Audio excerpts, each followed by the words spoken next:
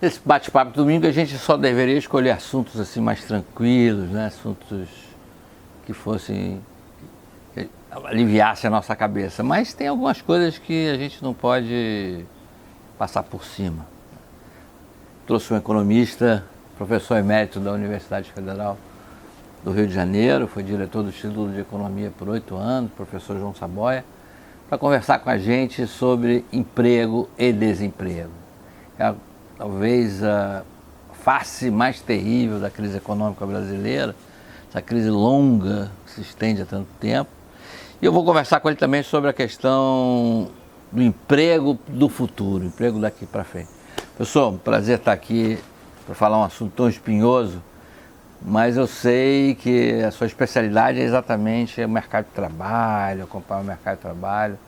O professor criou um índice, depois ele vai explicar direitinho para vocês como é que funciona esse índice, um índice próprio, bem interessante, que mostra um quadro ainda muito complicado. A economia brasileira, nesse momento, dá uns sinais assim, muito frágeis, talvez aquela luzinha no fim do túnel. Em termos de vendas no comércio, em termos de produção industrial, assim, saindo talvez um pouquinho da estagnação, setor de óleo e gás, talvez aumentando seus investimentos daqui para frente, e a taxa de juros favorecendo a construção civil, taxa de juros caindo, né? O financiamento imobiliário é fundamental para a construção de novas moradias, mas nada disso consegue fazer com que o emprego reaja, professor. Quer dizer, tem algum outro mistério nisso? A gente mudou a legislação trabalhista, deu mais flexibilidade para a contratação de mão de obra, até tem alguma reação no contrato formal, mas o emprego como um todo continua angustiando a sociedade. Tem alguma na sua caixa? Não, não tem mágica. Caixa? Não tem mágica. Eu acho que o que está por trás disso é a crise econômica, é o crescimento da economia que está muito baixo. A gente esquece um pouco o passado, né? A gente vive o presente, né? A taxa de desemprego está um absurdo, de alta, mas se você olhar para trás, até 2014, por exemplo, o mercado de trabalho estava bombando. Uhum. O mercado de trabalho passou 10 anos aumentando o salário, em média, né, o salário médio, reduzindo a informalidade, caindo fortemente o desemprego. A gente hoje tem praticamente o quê? 13% de taxa de desemprego, 12%, 13%, variando de acordo com o mês. Mas há 5 anos atrás ela era 6%, era metade. Só que em 2014 a gente parou de crescer. Aí não tem jeito. O mercado de trabalho até ainda segurou um pouquinho em 2014, mas aí, cara, 2015, 2016 foi um terror, que aí foi para o fundo do poço. E como você acabou de falar, quer dizer, depois, a partir na verdade, do final de 2016, 2017, 2018, até agora, a economia está dando esses espasmos, né? Parece que vai crescer, cresce um pouquinho, depois diminui. No começo do ano as previsões são mais altas, depois o pessoal bota o pé no chão e vê que não é bem isso. Então, desse jeito, não tem como melhorar muito a situação. É verdade que o desemprego caiu um pouquinho, mas muito pouco. Ele era 6, foi a 14, está em 12. É uma reação que não reduz essa aflição. E o pior é que quando ele passa muito tempo, a situação das famílias, porque o desemprego você segura por uma questão familiar, né? Quer dizer, todo mundo ali colaborando no orçamento de família para segurar. Mas se isso se prolonga, qualquer poupança que você tenha... Se todos perdem o emprego, a família ficou muito mal, né? Isso se reflete no nosso cotidiano, né? Quer dizer, as cidades, né, estão pinhadas de gente pedintes, de pessoas fazendo camelô, enfim, ambulantes, enfim, tentando sobreviver de alguma maneira. Mas, por exemplo, a questão da taxa de juros. Ele tem uma esperança de que esses juros caindo abaixo de 6% ao ano, taxa básica, possa haver uma recuperação na construção civil. E a construção civil reage, quer dizer, o emprego na construção civil reage muito forte. A vantagem da construção civil, além de empregar bastante gente, potencialmente, é que ela absorve pessoas com menor qualificação. A boa parte das pessoas, né, os serventes, os pedreiros, muitas vezes tem uma qualificação relativamente baixa e você gera emprego para essas pessoas, que tem um lado positivo. Agora, a construção civil, ela não vai fazer milagre, porque você tem, por um lado, os investimentos, né, públicos ou privados em edificações, etc. E, do outro lado, são as pessoas comprando imóveis. E está muito difícil, quer dizer, a renda está baixa, quer dizer, depois é o seguinte, a taxa de juros está baixando, mas o que chega para o consumidor final são taxas absurdamente altas. Hoje mesmo eu estava vendo a taxa do cartão de crédito. Eu recebi hoje o cartão de crédito para pagar. Eles me oferecem para pagar em 20 vezes uma despesa de 6 vira 14. Não pode. Pagar em 2 anos uma despesa de 6 mil reais. Eles fazem, a proposta é essa. Parcela em 24 vezes. Aí eu fui lá fazer as contas, eu vi que lá os 6 mil e pouco que eu tinha que pagar no cartão virariam mais de 14 mil reais. Então é para dizer o seguinte, tudo bem, é importante que a taxa de juros básica da economia diminua, até para segurar um pouco a dívida pública, entendeu? Para você reduzir o volume dos juros pagos ou não pagos pelo governo. Mas o que chega no consumidor final é muito pouco. E, no fundo, 2/3 do PIB é consumo. Depois tem os investimentos, também é importante a taxa de juros baixar também, para você reduzir, né, o custo dos investimentos, e aí as taxas de juros já são muito mais baixas. Mas, professor, a gente, por mais que eu falo isso, repito aqui, mesmo que a economia brasileira cresça pouco, a gente tem uma demanda reprimida por infraestrutura fantástica. Energia elétrica, transporte, saneamento básico, telecomunicações, enfim, habitação, é uma coisa enorme ainda. E o governo está se propondo a destravar um pouco essas concessões, meio que para acelerar o investimento na área de infraestrutura. Isso não ajudaria? não tem dúvida, eu acho positivo. Acho positivo até porque você está resolvendo os problemas do país, ao mesmo tempo você está criando possibilidade de novos investimentos, não mais realizados pelo Estado, né, porque todos os níveis do Estado está quebrado, mas você trazer um pouco o setor privado para isso. Quer dizer, eu acho que é positivo. Agora tem que ver como é que o setor privado reage, entendeu? Mas eu acho que você anda... Vamos pensar, o escoamento das safras agrícolas desse país, que em grande parte é feito através de estradas. As estradas estão, não as melhores, as grandes estradas de São Paulo, mas no geral do país as estradas estão muito mal. Aqui no Rio de Janeiro, então, é um caso de polícia. Então, quer dizer, você precisa melhorar essas estradas, você precisa realmente escoar a produção, você precisa, essa parte do esgoto, né? As cidades estão com problemas seríssimos de esgoto, quer dizer, saneamento público em geral. Isso, você tem um espaço para melhorar a vida das pessoas, ao mesmo tempo você destravar a economia é muito grande. Mas isso é gerador de emprego também, né? Não tem dúvida. Para a base da sociedade. Isso aí é construção civil, é gerador de emprego, mas não vamos achar que isso vai resolver a questão do mercado de trabalho, porque o mercado de trabalho, 70%, 65% é serviço. Tem até serviços também que fazem parte desse tipo de obra, né? Mas... Então o desemprego aconteceu no setor de serviços?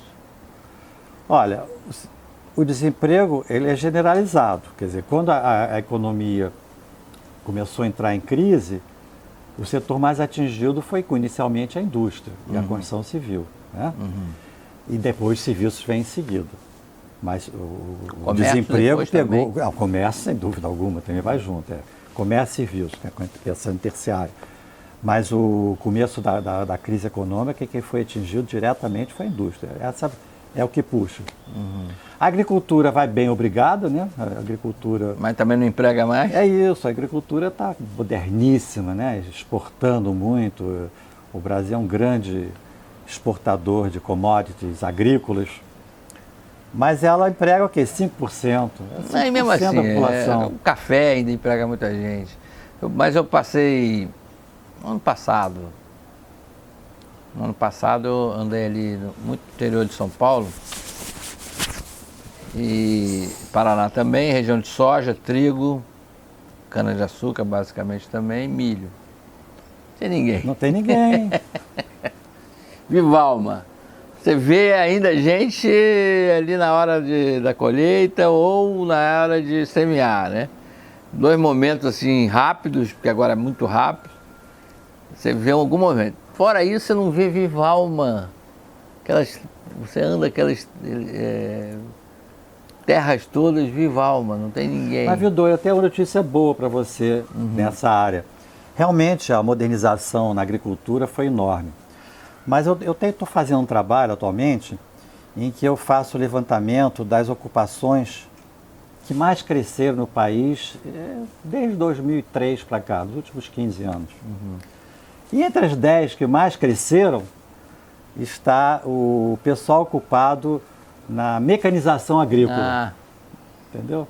Quer dizer, você destrói empregos agrícolas, mas ela está, em termos de taxa de crescimento, não que você tenha um volume enorme de empregos nessa área, mas está entre as 10 que tiveram as maiores taxas de crescimento de emprego. É porque são máquinas, você tem que precisa ter gente conduzindo as máquinas.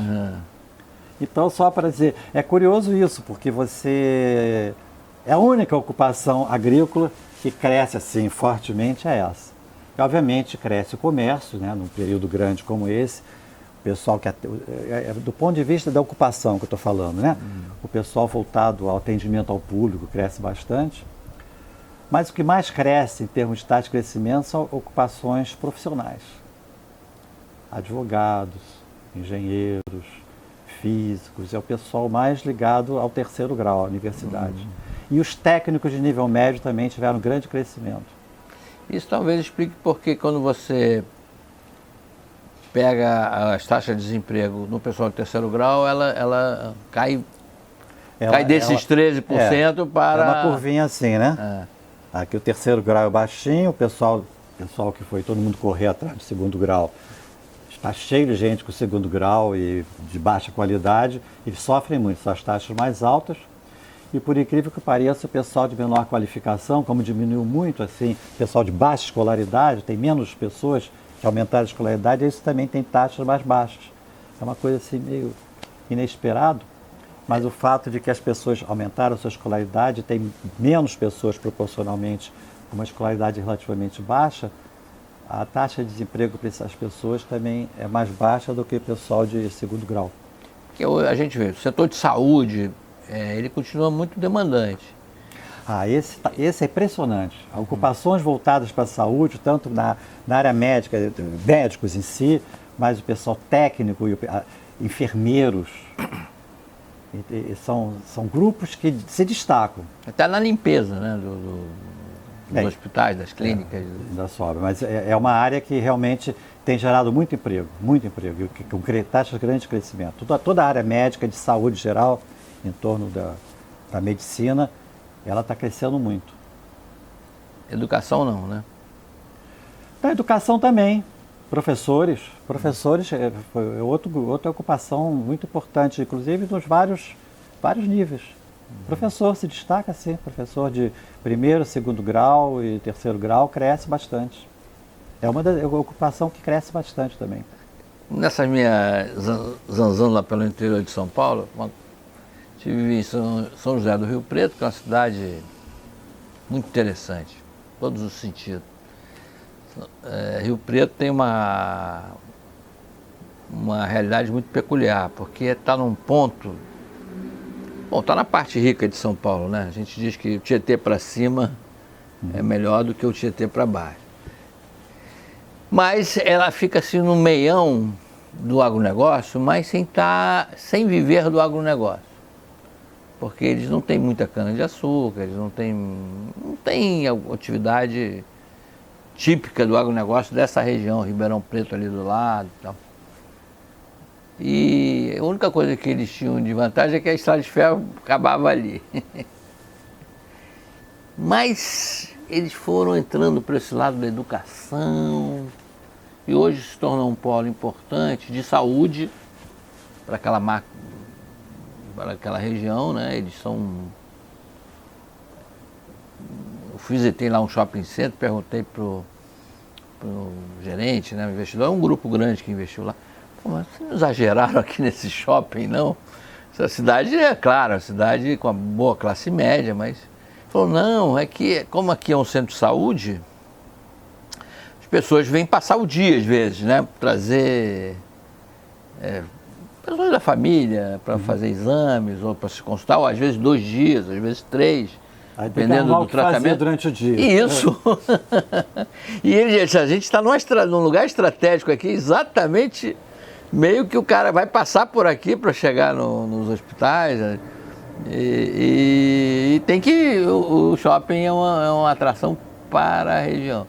Mas o que me chamou a atenção lá foi que eles têm 200 pequenas empresas de software, basicamente voltadas para a área de saúde. Eles desenvolveram softwares incríveis, aplicativos incríveis nessa área de saúde. E disseram, agora a nossa meta é chegar a 400, a gente quer dobrar o número de empresas de software, né, produzindo software para essa área de saúde. Fora produtos, né, eles têm uma indústria lá também voltada para isso. Será que não é um caminho, não? Ou seja, vamos produzir aplicativos, não, eu acho que... Tecnologia da informação. Eu acho o seguinte, a modernização em geral da economia, né, os avanços tecnológicos, a inteligência artificial, e vai por aí, né? Quer dizer, eu acho que isso é uma área que está se desenvolvendo muito e o Brasil está chegando nela. Quer dizer, eu acho que ele tem que caminhar para aí. Agora, a minha dúvida é o volume de, quer dizer, pensando do ponto de vista do mercado de trabalho, é o volume de empregos que você é capaz de gerar nessas áreas de ponta, entendeu? Quer dizer, isso não chega a substituir porque o número de empregos que vão ser destruídos, digamos assim. A gente tem uma massa enorme de pessoas de baixa qualificação, entendeu? Essas pessoas... Você vê o seguinte, o mercado de trabalho só não está piorando mais no momento porque você está absorvendo pessoas no setor informal. Pessoas, trabalhadores por conta própria, porque esses crescem. Conta própria cresce, o empregado sem carteira cresce.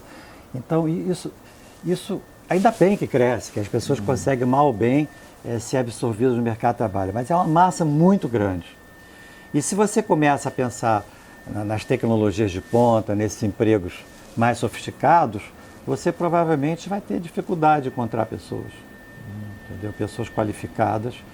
E de qualquer maneira, mesmo que você encontre, o volume de emprego que você vai gerar é relativamente pequeno. Quer dizer, eu não estou aqui querendo negar isso. Eu acho importantíssimo, até porque a economia tem que se desenvolver, tem que se modernizar, e eu acho que o caminho é esse. Mas assim, para resolver esse sem aumento de produtividade, você também não vai a lugar nenhum, né? Vidor, os dados do IBGE falam em 28 bilhões de pessoas subutilizadas, e a taxa que eles usam é subutilização da força de trabalho. Menos da metade disso é desempregado. O resto são pessoas que trabalham poucas horas, mas não é os que trabalham poucas horas que querem trabalhar poucas horas. E aí são 8 bilhões de pessoas, são por aí, 8 bilhões de potencial, 7 milhões de pessoas que trabalham menos horas do que gostariam. Menos de 40 horas e trabalham, portanto, menos gostaria. Então, isso é uma subutilização. Não é terrível no sentido que, pelo menos, uma parte do tempo dessas pessoas está sendo utilizado.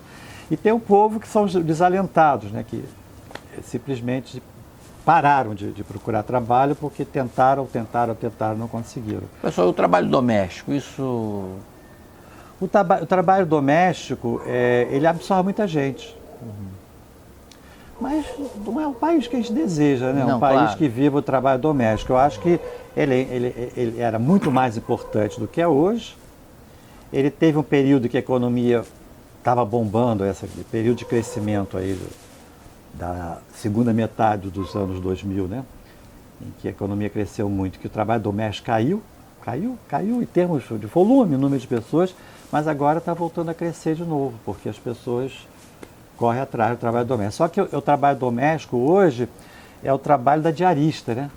Não é mais aquele trabalho antigo da pessoa que vivia na casa das pessoas, dentro de casa o dia inteiro, Por um lado, a pessoa tem uma relação de que vai para casa. Mais profissional. Né? Mais profissional. E por outro, aumentou o custo, porque você tem transporte, alimentação em casa. Mas ainda o trabalho doméstico ainda é muito importante no Brasil, muito importante em termos de volume, de absorção. E, inclusive, com o aumento da carteira assinada no trabalho doméstico, né? Aumentou muito. Com o social ficou mais fácil até, né? Com o social ficou mais fácil mas ainda tem muito emprego do trabalho doméstico, quando você vai no Nordeste, por exemplo, né? Até porque você hoje em dia, pagar um empregado doméstico custa muito caro. Uhum. Né? Tem, por um lado, o salário mínimo como piso, né? E, por outro lado, tem todos os encargos que você tem que pagar, obviamente. Previdência, fundo de garantia. E que pesam. Então, as pessoas não podem se dar ao luxo, inclusive, muita gente deixou de ter trabalhos domésticos, né? Trabalhadores domésticos em casa, e passaram a ter diarista uma vez por semana, alguma coisa desse tipo. Mas é muito importante, em termos de volume de emprego no Brasil, absorve muita gente. Essa questão demográfica brasileira, a gente tem hoje não tem mais um vaso, né? É quase uma pirâmide de cabeça para baixo. A tendência é um cilindro. A gente tem, a cada ano, menos pessoas na faixa entre 20 e 30 anos, né? Cada ano que passa, esse número está encolhendo, não só em termos relativos, mas em termos absolutos. Não vai dar um ajuste no mercado de trabalho aí? Bem, você, por um lado... Vai faltar gente. Quer dizer, quando a gente estava vivendo o período de crescimento econômico e quando a taxa de desemprego já estava na faixa dos 6%, essa era uma questão. Vai faltar gente, porque está baixando muito a taxa de desemprego, daqui a pouco não vai ter gente para ocupar. Bem, isso obviamente diminuiu. Mas a questão demográfica é muito importante, não tem dúvida. A gente está passando por uma transição rapidíssima e a população jovem está diminuindo bastante, as mulheres estão tendo cada vez menos filhos. E isso cria desde os problemas na área previdenciária, que foram amplamente discutidos, né?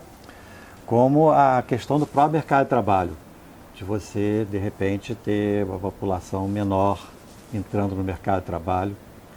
Mas isso ainda não é problema para nós no momento, isso poderá vir a ser mais adiante. Quer dizer. Em termos de regionais, onde é que a situação é mais grave hoje no Brasil, considerando o emprego? Sempre foi no Nordeste, né? No Nordeste, onde tem o mercado de trabalho menos desenvolvido, onde você tem mais informalidade, e você tem algumas capitais com taxas de desemprego muito elevadas, como, por exemplo, Salvador e Recife, sabidamente são capitais com taxas mais elevadas, até porque você tem um mercado de trabalho menos desenvolvido, com menos capacidade de gerar bons empregos, bem diferente do que a situação, por exemplo, na região sudeste, em São Paulo, ou na região sul. São as regiões menos desenvolvidas, quer dizer, onde tem mais informalidade e você tem menos geração de empregos com carteira assinada e onde o mercado de trabalho depende mais do emprego público, né? Essas regiões, o emprego público tem um percentual, um papel muito mais importante do que em regiões mais desenvolvidas. A tendência é que o setor público enxugue, né? Paulatinamente a sua máquina. Você tende a contratar mais serviços fora, né? Mas não ter um empregador como empregador. Você não... Limpeza, você não precisa mais ter um funcionário. Não. E aí vem a questão da terceirização, né? Que foi uma questão muito discutida, né, recentemente, né?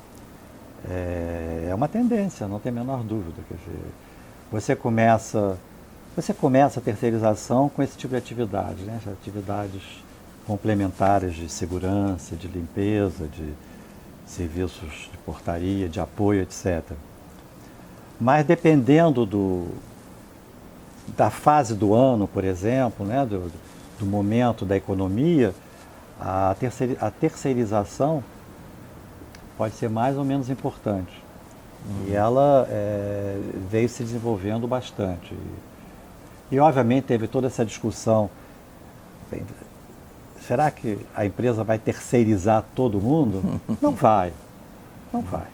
Quer dizer, a empresa, é importante a empresa ter os seus core, né? empregados, Business, né? Seu... Mas obviamente que dependendo do tipo de ocupação, né, de tipo de atividade, a terceirização se torna muito importante. Eu me lembro aqui que a gente está do lado de uma empresa grande chamada Furna, que está transferindo a sua sede aqui desse bairro de Botafogo para o centro do Rio. Vão ser transferidos, no total, 1.500 pessoas. 1.500 pessoas hoje trabalham na sede de Furna. Nem todos vão para a nova, porque alguns vão para áreas operacionais, mas esse conjunto de prédios já abrigou 5.000 funcionários. Mesmo uma companhia estatal que era pesada, difícil de ajustar mão de obra e tal, ela mesmo já reduziu, né? A própria Petrobras chegou a ter 80.000 funcionários, hoje está com 50.000, em torno de 50.000. E a tendência é diminuir. Agora você sabe o seguinte, e uma coisa que, de uma certa maneira, ela é ruim e boa, né? Mas que segura um pouco o mercado de trabalho brasileiro é o nível de produtividade. Isso não estou falando, você puxou por Furna, não estou falando isso especificamente para o setor público. Quer dizer, nós temos um problema de produtividade nesse país. A produtividade no Brasil, comparativamente, inclusive, com nossos vizinhos aqui na América do Sul, ela é relativamente baixa e, pior do que isso, ela tem crescido muito pouco. Então, o que aconteceu nesses últimos anos é que você teve uma capacidade... Como é que mede isso, professor? Isso aí... Normalmente é a produção física, né? Você desconta valor adicionado, descontado, obviamente, a variação de preço, então você tem um índice de quanto? O índice de quanto por trabalhador ou por horas trabalhadas, basicamente são as duas formas que você calcula. Mas o que eu estava falando é o seguinte, quer dizer, além dela ser baixa, ela tem crescido muito pouco nos últimos anos. A produtividade, quer dizer, é como se fosse o PIB por trabalhador. É isso, o PIB por trabalhador, o PIB por horas trabalhadas, cresce muito pouco. O que, obviamente, em termos assim, de competição internacional, né, é ruim para o Brasil, você ter um nível de produtividade relativamente baixo. Mas para o mercado de trabalho, acaba sendo uma forma de absorver pessoas. Então a gente tem essa faca de dois gumes, quer dizer, por um lado, a produtividade baixa significa que qualquer crescimento da economia, você começa a absorver mais e mais pessoas, mas por outro lado, você não pode viver com produtividade baixa. Você tem que correr atrás. Uma empresa quer ser competitiva, quer aumentar a produtividade e, portanto, sempre haverá essa luta pelo aumento da produtividade. Como é que a China resolveu isso? São os mistérios chineses. Quer dizer, é uma economia centralmente planejada, eles sabem onde eles querem chegar e eles criam condições para absorver as pessoas. Mas isso numa economia aberta, uma economia de mercado, é complicado, porque são as forças de mercado que vão contratar ou despedir as pessoas. Então é isso, quer dizer, o Brasil tem um problema, mas esse problema, de um certo lado, embora seja ruim, teve essa vantagem que absorveu muita gente e jogou a taxa de desemprego lá para baixo, absorvendo as pessoas, mas sem crescer a produtividade.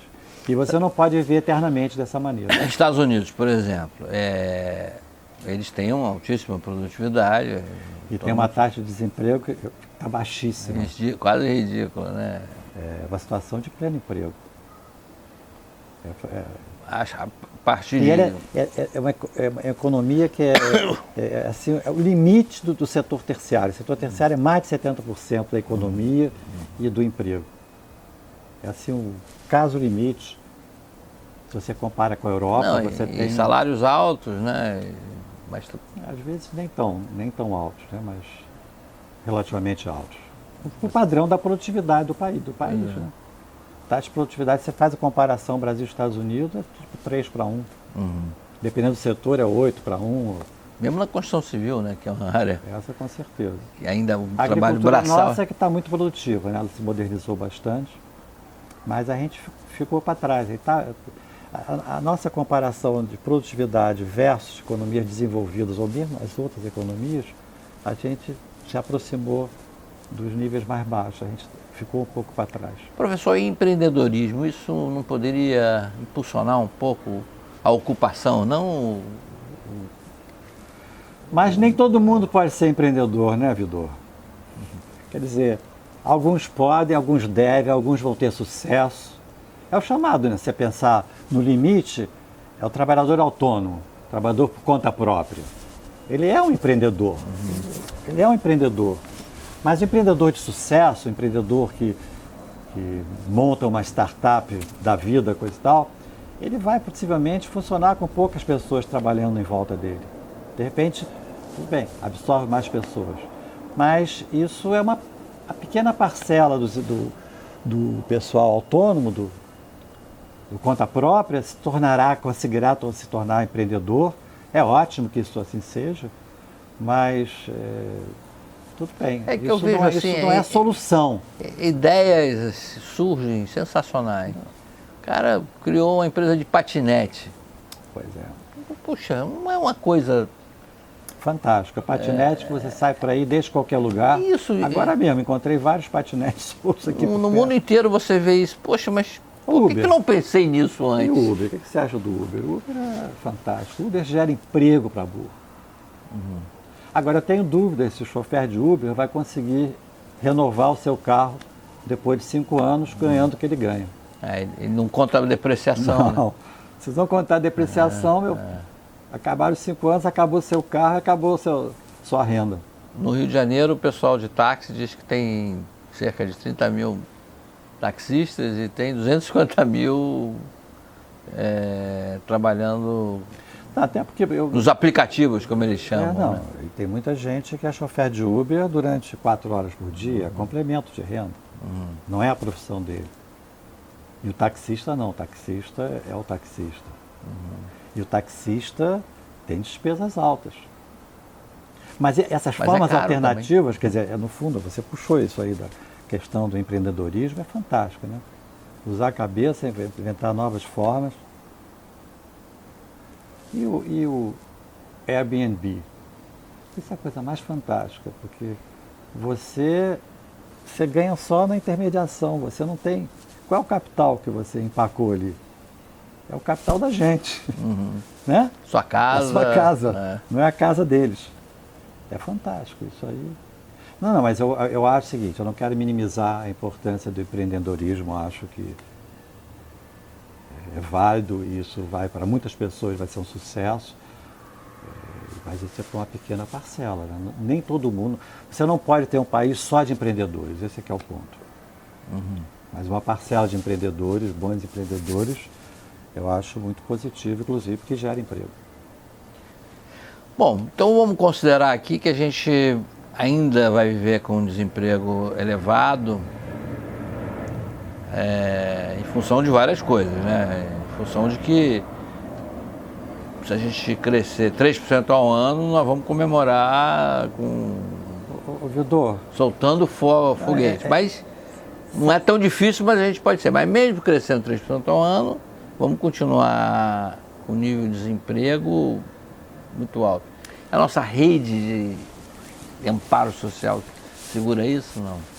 olha, primeiro vamos voltar a essa questão. Você falou em 3%. Se a gente voltar a crescer 3% ao ano, não é que vai resolver a questão do desemprego, mas vai melhorar muito. 3%. O período que a gente cresceu em 5% foi um sucesso. O desemprego foi lá para baixo. tá certo? Então, Mas não tem sustentabilidade. não sei, será que não tem? Quer dizer, talvez não tenha 5, mas 3 de repente pode ter. Se a coisa 3, engatar, você entrar no círculo virtuoso, né? Você pode engatar e tocar isso por vários anos e você sair da lama, como nós estamos.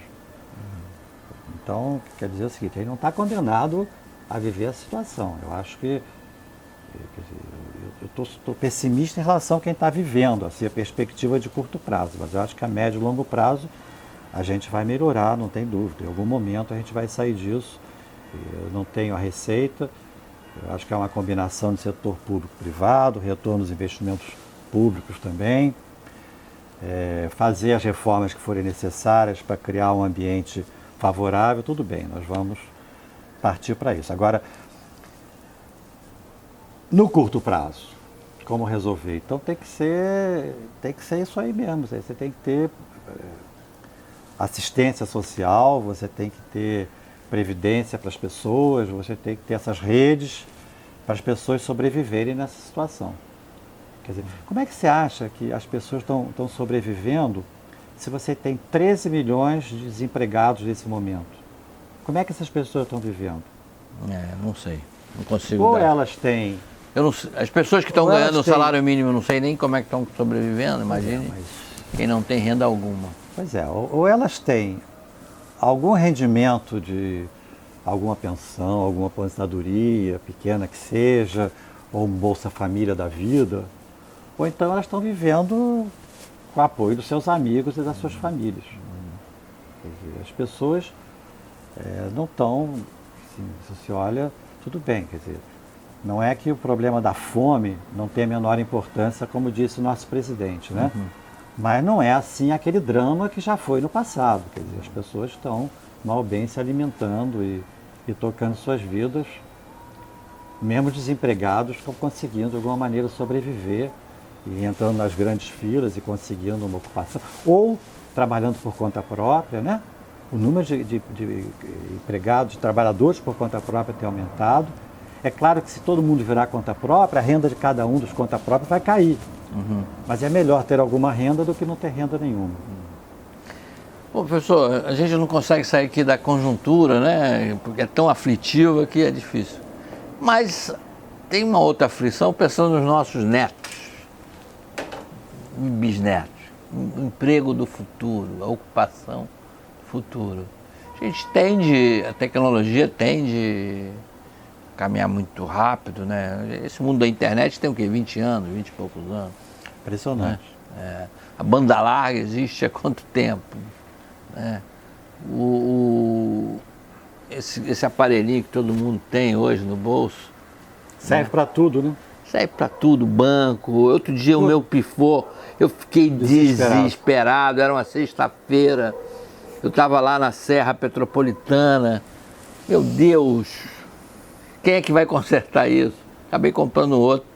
Graças a Deus consegui passar tudo, mas eu não podia nem ter acesso ao banco, né? Mas esse mundo futuro vai ser Blade Runner, quer dizer... Olha, há uma grande certeza nisso, quer dizer, eu acho que no ritmo em que a automação está chegando, a modernização, as novas tecnologias, a inteligência artificial, tem muita incerteza sobre para onde que a gente vai caminhar exatamente, né? Porque há uma grande preocupação de que você daqui a pouco não tem emprego mesmo, vai ter muito pouco emprego e, portanto, vai ter que ter renda mínima ou renda de cidadania para todo mundo. Quer dizer, no limite é isso, se a produtividade for tão alta que você não consiga absorver, você vai ter que arrumar algum programa do tipo passar renda para todo mundo, né? Aqueles poucos que têm trabalho vão gerar tanta riqueza que poderão contribuir através dos impostos para que você tenha programas universais desse tipo. Mas eu acho que, de repente, não sei se é para lá que a gente vai caminhar, porque eu acho que na medida em que você moderniza a economia, você também tem possibilidade de gerar novas ocupações, novos tipos de trabalho que você nem imaginava antes, entendeu? Que vem acoplados. Então, no passado, quando você teve a Revolução Industrial, por exemplo, com aquele aumento da produtividade, as máquinas, etc., havia uma preocupação muito grande dos artesãos, né, inclusive com manifestações contrárias. Quebrando as máquinas. Quebrando máquina. Mas você vê que a gente deu a volta. Quer dizer, então, na verdade, eu acho que a gente não está condenado, não está obrigatoriamente, não sei, a gente não garanto nada, não sei para onde a gente vai exatamente, mas a gente não está condenado a ser uma civilização que não tem emprego para as pessoas, que não tem formas das pessoas sobreviverem. De repente as pessoas poderão trabalhar menos tempo, em vez de trabalhar 8 horas por dia, porque lá no passado você trabalhava 12 horas por dia. É mais, né? 16. E praticamente não tinha, direto, né? Direto. Hoje em dia você pode se dar o luxo de trabalhar 5 vezes, né? 5 dias por semana, 8 horas por dia. Daqui a pouco serão, de repente, 20 horas por semana. 20 horas com 5 dias ou menos dias. Quer dizer, eu acho que isso vai ser bom, não? Claro, ótimo. Se você consegue produzir, alimentar todo mundo e, de repente, eu acho positivo. Então, eu acho que a gente não está condenado a ter um mundo horroroso em que as pessoas têm que viver de esmola do Estado. É porque há muita incerteza, ele não sabe muito bem, porque as coisas eu vejo mudam muito rapidamente. esses futurólogos mostrarem as profissões que vão desaparecer nos próximos 20 anos. Né? E algumas que já desapareceram. Você lembra Bem, datilógrafa. Cadê a datilógrafa? A datilógrafa... Digitadora. Pois é, e as secretárias, a gente vivia, né, trabalhando nas empresas e na universidade. Estenografia. Um bando de gente volta, você não precisa mais. Você faz. Eu quando comecei, olha, no final dos anos 70, virada para os 80, eu contribuía praticamente todas as semanas para a Folha de São Paulo. Eu escrevi na Folha de São Paulo. Eu passei até meados, uns 5 anos seguidos que eu escrevia quase toda semana. O meu processo de preparar um artigo para a Folha de São Paulo, eu vou dizer rapidamente. Para começar, eu escrevia à mão meus artigos. Aí eu tinha que fazer isso na quinta-feira. Para sexta-feira de manhã, pedir para uma secretária datilografar.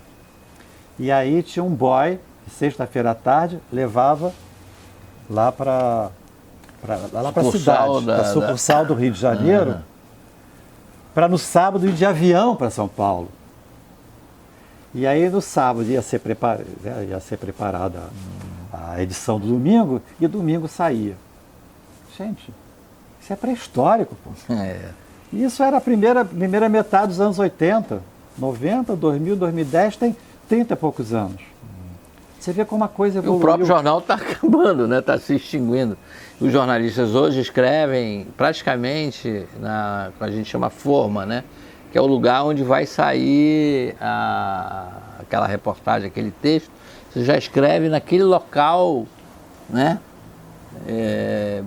Agora, quantos empregos foram destruídos nesse processo que eu acabei de contar para você? Os revisores, os linotipistas, que eram o pessoal do chumbo. A secretária, o boy que levava lá, o avião que de repente perdeu lá um cliente, uma mercadoria para transportar.